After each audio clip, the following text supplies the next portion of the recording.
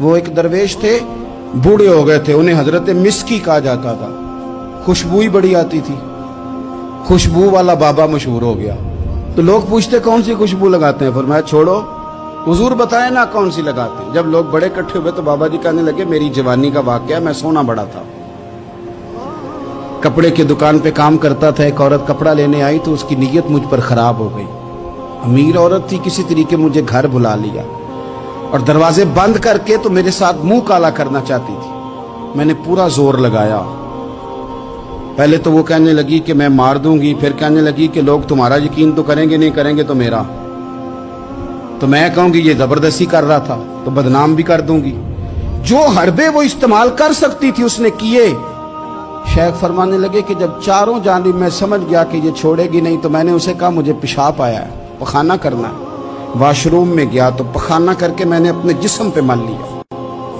اس کی طرف آیا تو کہنے لگی تو پاگل ہے, اتنا گندا بندہ, نکالو اسے گھر سے باہر. کہتے میں نے پلٹ کے دیکھا اس کی طرف, میں نے کہا کمال ہے نا, میرا تو جسم گندا ہے, تیرا تو دماغ گندا ہے.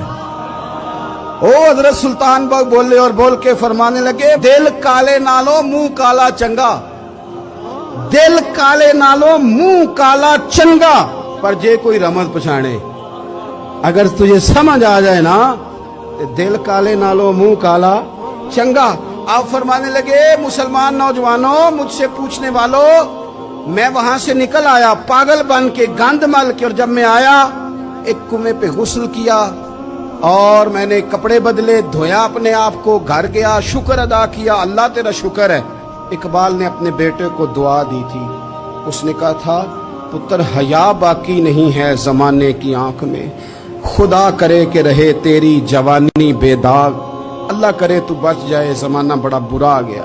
کہتے ہیں غسل کیا, رات کو میں سویا تو خواب میں حضرت یوسف علیہ السلام کی زیارت ہوئی. مجھے فرمانے لگے تو نے مصطفیٰ کریم کا امتی ہو کے وہ کام کیا ہے جو میں نے نبی ہو کے کیا تھا. اٹھنا سینے سے لگ, فرماتے ہیں سینے سے لگایا, میرے جسم پہ ہاتھ پھیرا, لوگوں قسم اللہ کی میں نے کبھی خوشبو نہیں لگائی, پر جدھر جدھر جاتا ہوں میرے وجود سے خوشبو ہی آتی جاتی.